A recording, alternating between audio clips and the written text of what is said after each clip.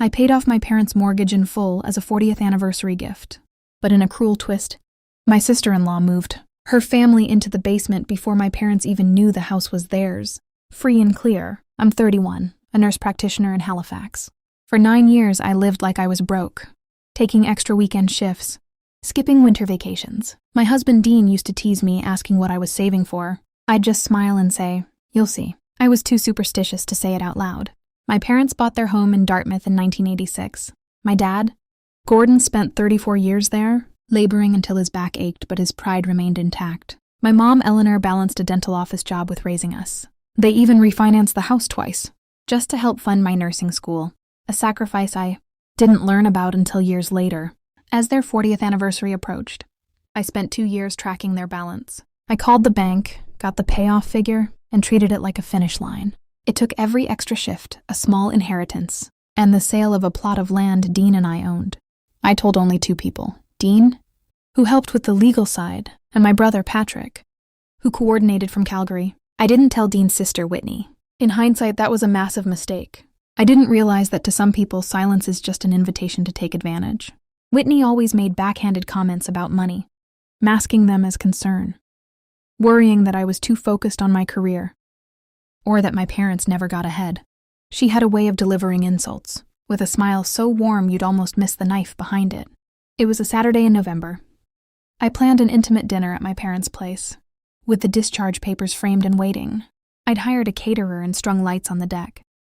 Dean and his parents, along with Whitney and her husband Cole, offered to help set up while I went to pick up my folks. When I pulled up, I knew something was wrong. My string lights were gone. In their place were moving boxes and a U-Haul hooked to Cole's truck. Whitney stood on the steps. As my mom walked up, Whitney pointed and said, "This is our space now. You're going to have to figure out somewhere else." My mom froze, completely blindsided.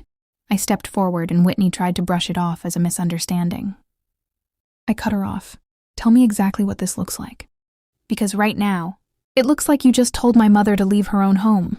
Dean arrived and his face went pale when he saw the scene.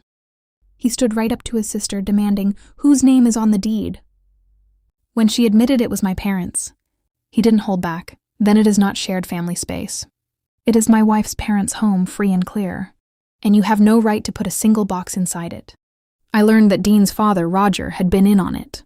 It wasn't a mistake. They had planned to move in, assuming that once I paid off the mortgage, the house would simply be absorbed into the Pierce family ledger. I started hauling their boxes back out to the lawn. Dean joined me, and even Roger finally stepped in, looking genuinely embarrassed. When Whitney tried to justify it by saying her family needed something solid, I stopped her. This was never your future to plan. This is 40 years of 2 people working themselves to the bone. None of us get to take credit for that, least of all you. They left 25 minutes later. I rehung the lights and reset the collage. By the time we sat down, my parents finally saw the discharge letter. My mom didn't cry from fear, but from pure relief. My dad just sat there, tracing the edge of the frame, knowing that 34 years of burden were finally over.